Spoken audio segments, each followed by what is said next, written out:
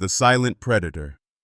The swamplands of Vorthak Prime stretched endlessly under twin crimson suns, a maze of twisted trees and murky water that had claimed more lives than any battlefield. The air hung thick with moisture and the sweet stench of decay, while strange creatures moved unseen beneath the surface of black pools. It was here that the Korlex Empire had chosen to make their statement.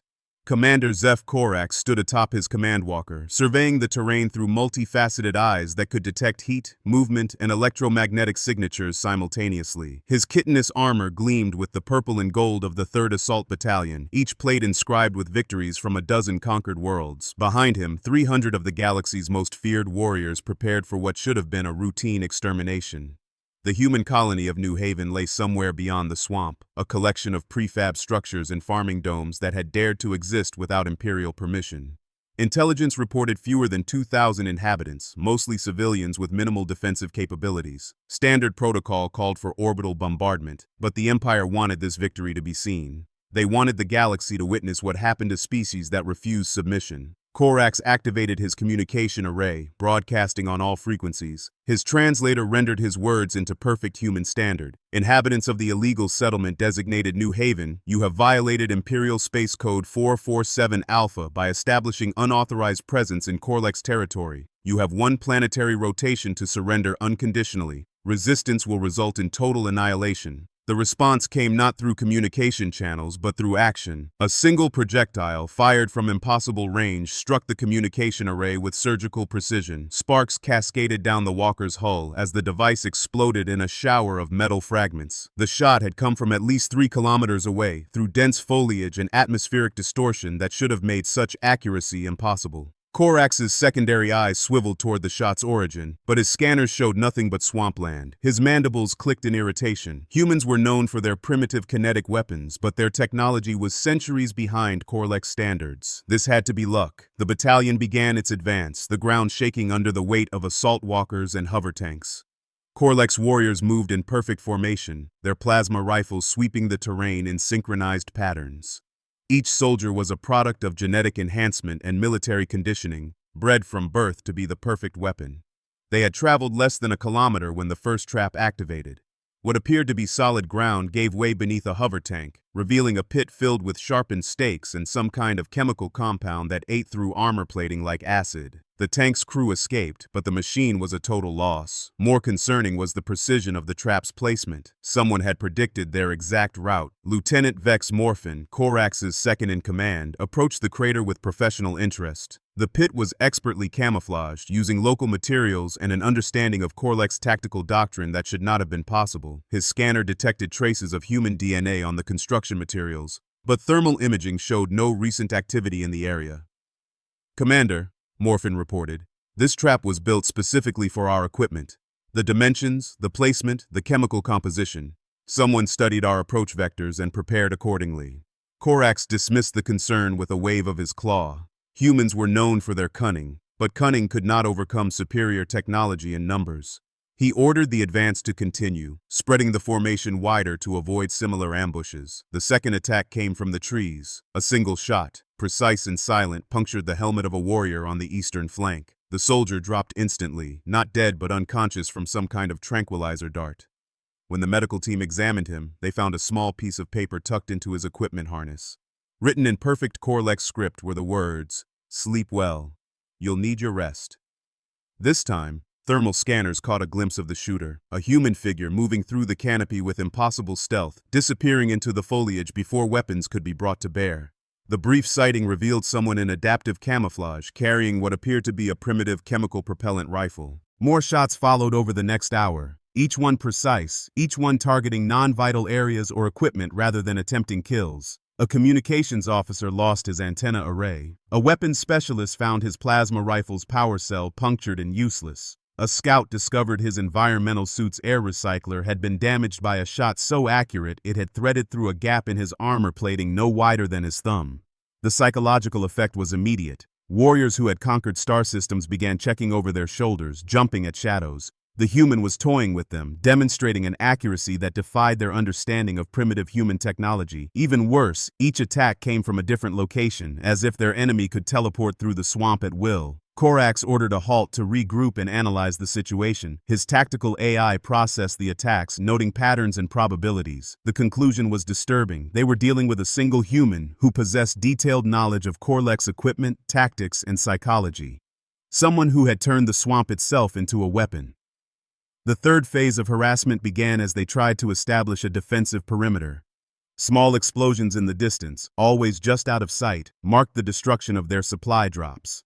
Their communication relays, carefully positioned for optimal coverage, were systematically eliminated by precision shots that shouldn't have been possible given the range and terrain. Then came the sounds, human music, broadcast from hidden speakers throughout the swamp, ancient battle songs that their translation software identified as Fortunate Son and Welcome to the Jungle. The irony was not lost on the more educated members of the battalion. The human was not just fighting them, they were being mocked. As the first day ended, Korax reviewed their casualties. 17 warriors incapacitated by tranquilizer darts. 43 pieces of equipment destroyed or damaged. 0 enemy casualties. 0 confirmed visual contact beyond fleeting glimpses. Most disturbing of all, their advanced scanners still showed only one human heat signature, moving through terrain that should have been impossible to navigate silently.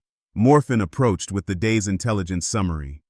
Commander, our analysis suggests we're dealing with a single human operative. No military unit designation, no identification markers, no communication signatures. It's as if they don't officially exist.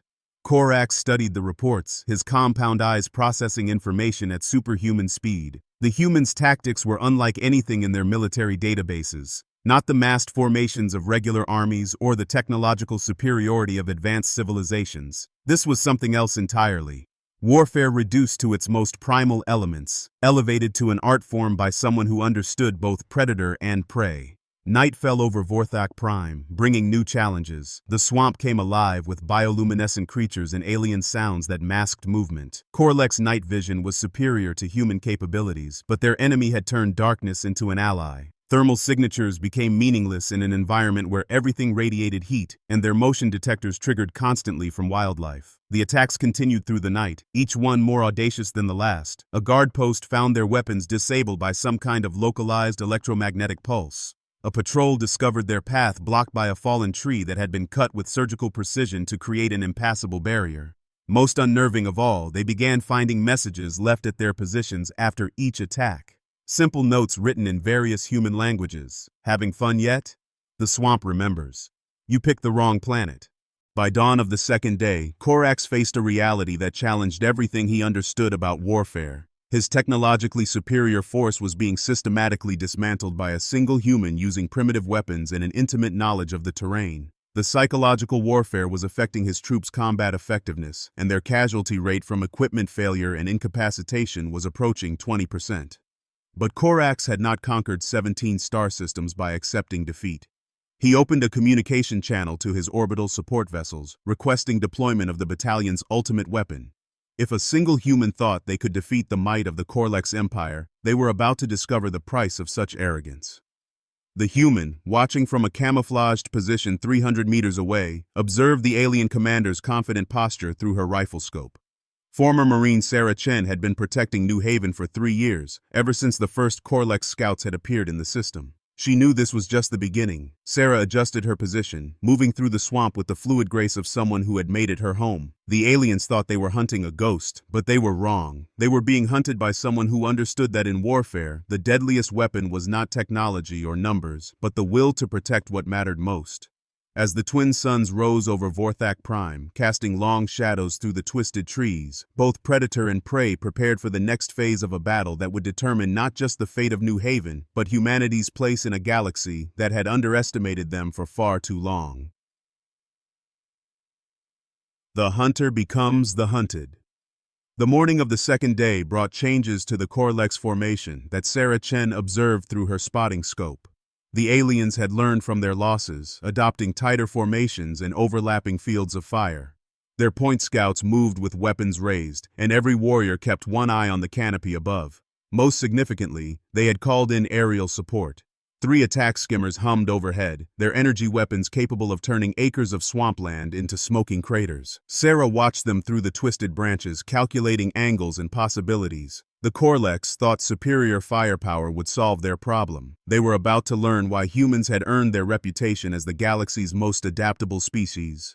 Commander Korax stood in his walker's command pod, studying holographic displays that showed his battalion's positions in 3 dimensions. His tactical AI had identified 17 potential sniper positions based on the previous day's attacks, and he was methodically eliminating each one with concentrated fire. Plasma bolts turned ancient trees into pillars of flame, while concussion grenades churned the swamp water into boiling foam. "Saturation bombardment complete, Commander," reported his weapons officer. "No thermal signatures detected in the target zones."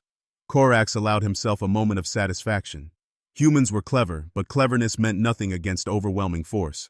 The psychological warfare that had unsettled his troops would end now, replaced by the systematic destruction of anything that could provide cover for their elusive enemy. He was still congratulating himself when the first skimmer exploded. The attack came from below, not above. A projectile launched from somewhere beneath the swamp's surface punched through the aircraft's lightly armored belly and into its power core. The skimmer disintegrated in a ball of superheated plasma, raining debris across the battlefield. The other 2 aircraft immediately began evasive maneuvers, but their enemy had already vanished back into the murky water.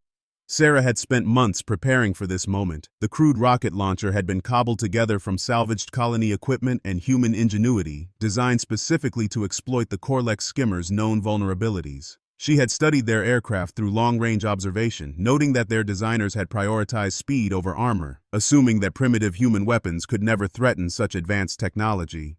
The launcher itself was already sinking into the swamp, its biodegradable components dissolving into harmless organic compounds. Sarah had learned long ago that in guerrilla warfare, mobility meant survival. Never use the same position twice, never leave equipment for the enemy to analyze, and never let them predict your next move. The second skimmer fell 10 minutes later, brought down by a different weapon from a completely different location. This time it was a kinetic projectile fired from a railgun hidden in a hollowed-out tree trunk. The hypersonic round punched through the aircraft's engine housing and sent it spiraling into the swamp, where it disappeared beneath the black water with barely a splash. Korax watched his aerial support vanish and felt something he had not experienced in decades of warfare: uncertainty.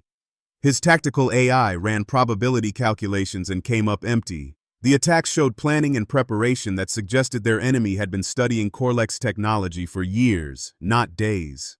More disturbing still, the weapons used were clearly human-built, but incorporated principles that shouldn't have been available to a primitive colony world. "Commander," Morphin approached with a datapad, his usual confidence shaken. "Intelligence analysis of the attack suggests we're dealing with someone who has extensive knowledge of our military systems. The precision required, the targeting choices, the timing. This isn't random harassment. It's systematic warfare designed to neutralize our technological advantages." The third skimmer never had a chance to retreat. Sarah had anticipated its escape route and positioned her final surprise accordingly. What appeared to be another fallen tree was actually a camouflaged missile, programmed to activate when the aircraft passed within 50 meters. The explosion lit up the morning sky and sent a clear message to the Korlex force below. Their air superiority was gone. With the skimmers destroyed, Sarah shifted tactics. The aliens would be expecting more long-range attacks, so she gave them something completely different. Moving through drainage tunnels she had spent months excavating, she emerged inside their defensive perimeter and began sabotaging equipment from within. The first sign of her presence was a hover tank that suddenly lost power, its anti-gravity systems failing without warning. The massive vehicle crashed into the swamp with a tremendous splash, its crew scrambling to escape before it sank completely.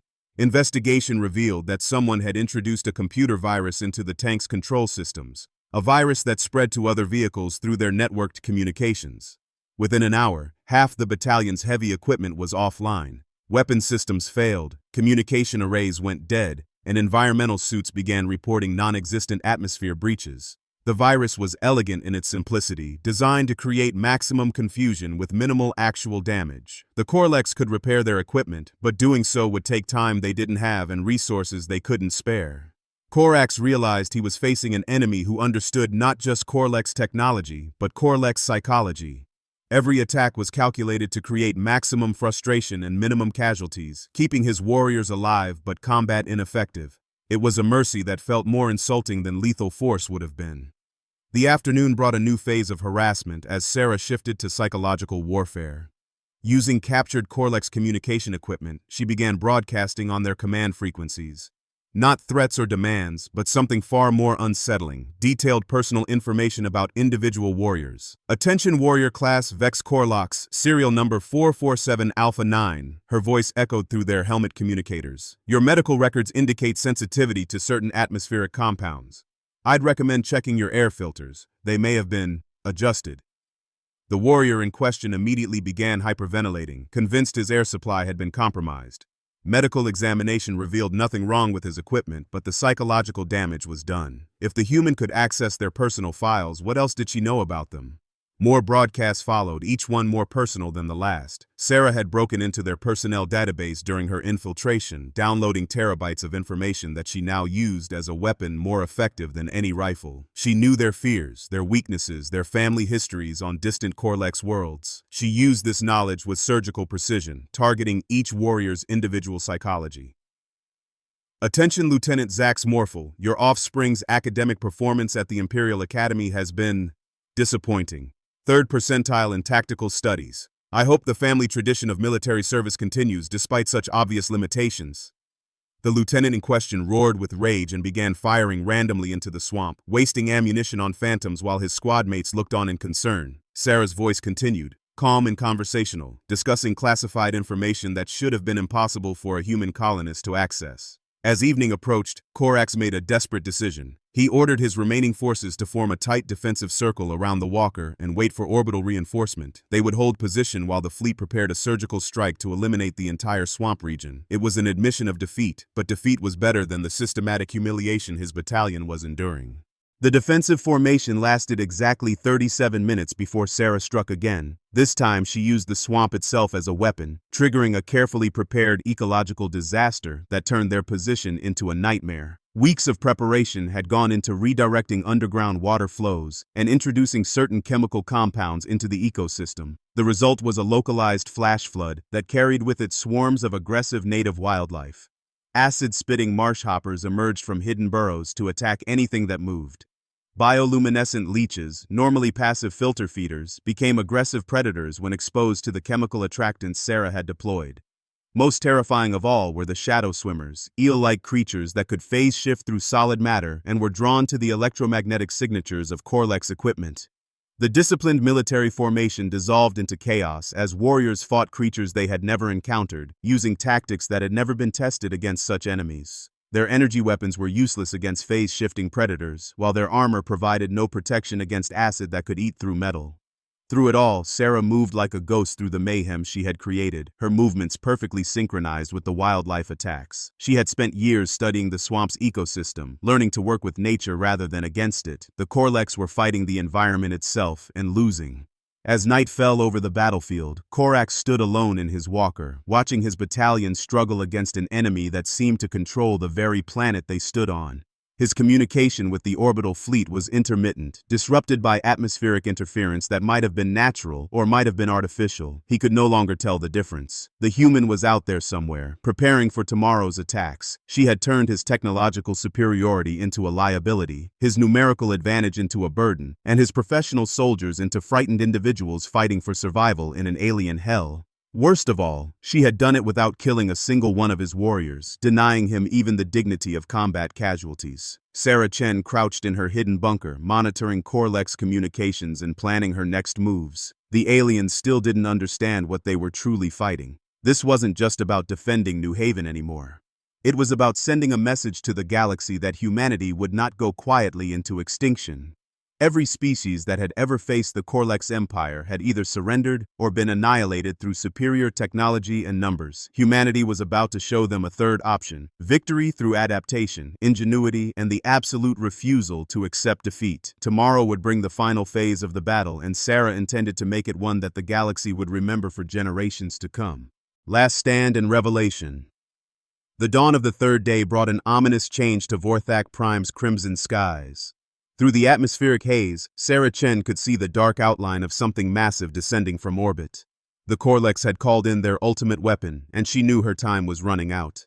The Devastator mech was a walking fortress, 3 stories tall and armed with enough firepower to level a city. Its armor could withstand direct hits from orbital bombardment platforms, and its AI-assisted targeting systems made it virtually impossible to surprise. The Empire deployed Devastators only when they wanted to make an example of entire civilizations. That one had been sent to deal with a single human spoke volumes about how thoroughly Sarah had damaged Korlek's pride. Commander Korak stood in the mech's command center, finally allowing himself to feel confident again.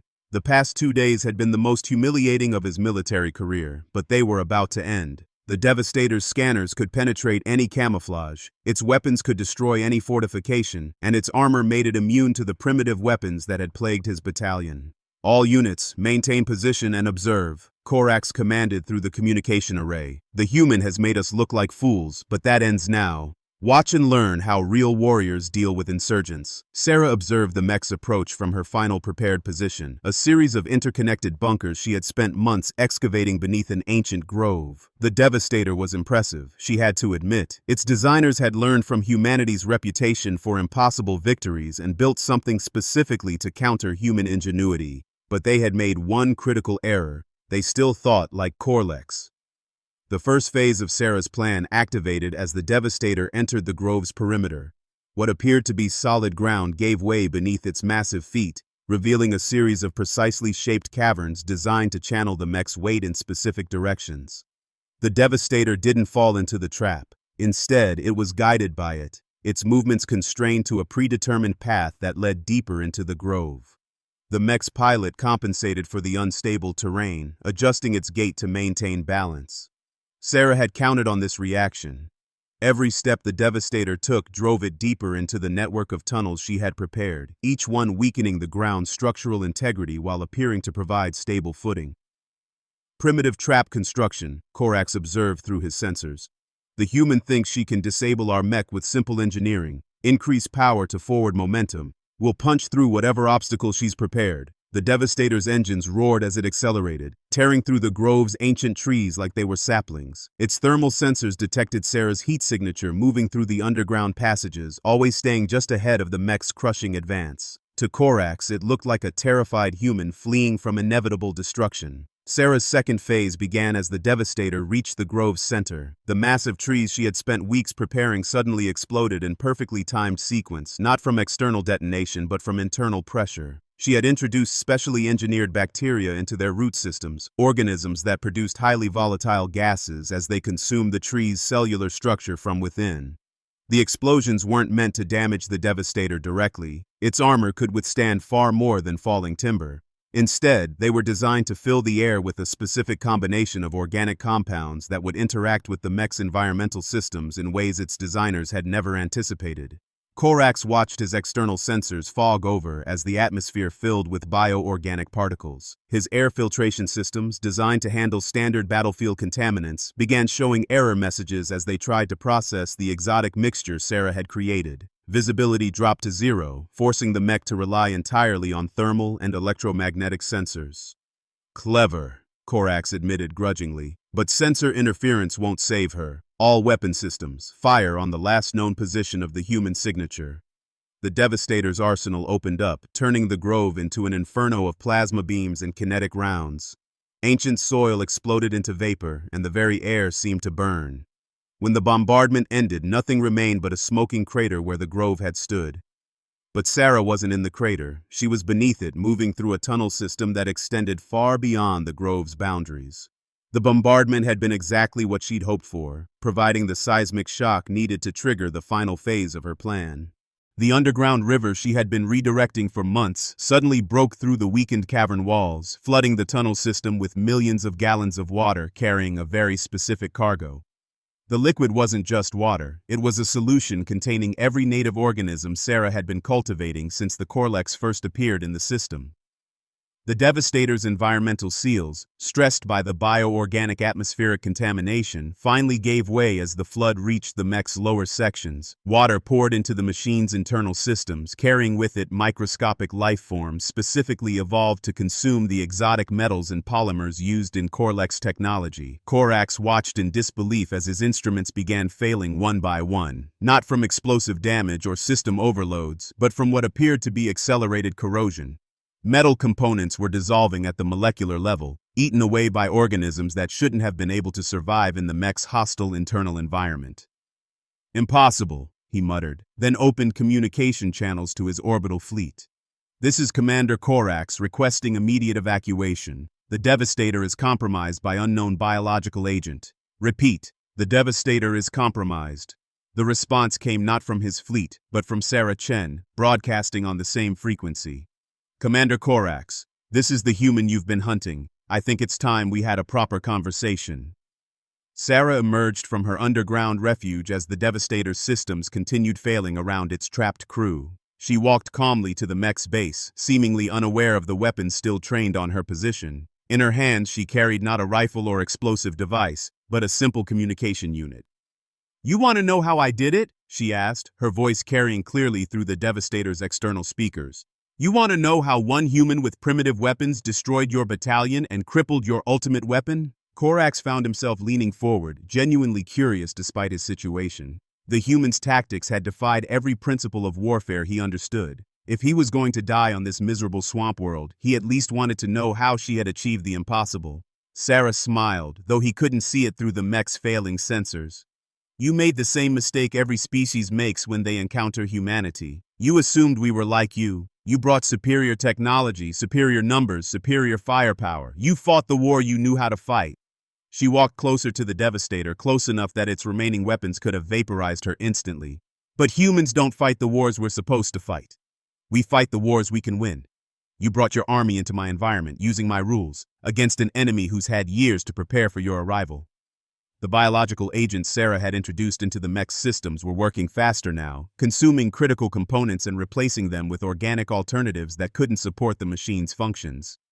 The Devastator was literally being digested from within, transformed from a weapon of war into a massive life support system for the microscopic ecosystem Sarah had created. "You studied human military history," she continued, "but you focused on our defeats, our limitations, our primitive technology. You never bothered to understand what makes us truly dangerous. We adapt, we improvise, we turn our disadvantages into advantages and our enemies' strengths into weaknesses." Korax activated his external communication system, his voice carrying a mixture of respect and bewilderment. "How did you know we were coming? How did you prepare for weapons and tactics you had never encountered?" Sarah's laugh was warm, almost friendly. "Commander, I've been a Marine for 15 years before I came to New Haven. I've studied every major military power in the galaxy, including yours. When your scouts appeared 3 years ago, I knew this day would come. I've spent every moment since then preparing for it." The truth was more complex than she let on.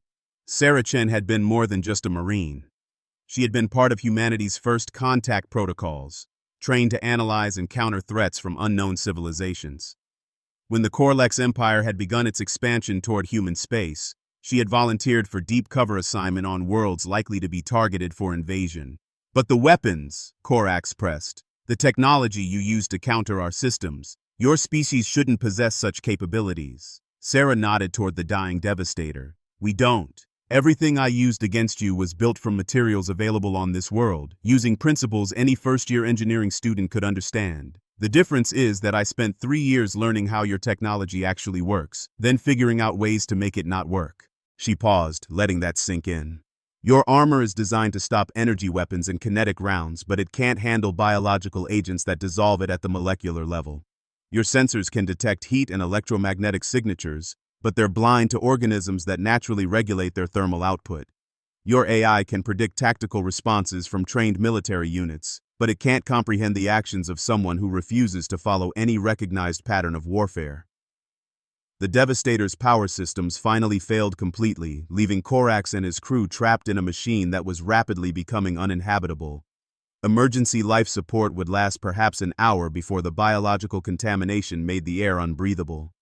"What do you want?" Corax asked, his voice carrying the weariness of defeat. Sarah's expression grew serious. I want you to deliver a message to your empire. Humanity is not another primitive species to be conquered and enslaved. We are not the Velatar who fought with honor and lost, or the Ixthani who tried to match your technology and failed. We are something new in this galaxy, and we don't fight the way other species fight. She gestured toward the ruined battlefield where his battalion had spent 3 days being systematically humiliated by a single human. Take this memory back to your superiors. Tell them what happened when they sent an army to destroy one small human colony. Tell them how it ended. The rescue shuttle that extracted Corax and his surviving crew members arrived just as the Devastator's hull began to buckle under the weight of its own decomposition. They watched from a safe distance as the mighty war machine collapsed in on itself, consumed by organisms too small to see, but too numerous to count. Sarah stood in the ruins of the ancient grove, watching the Corlex shuttle disappear into the crimson sky.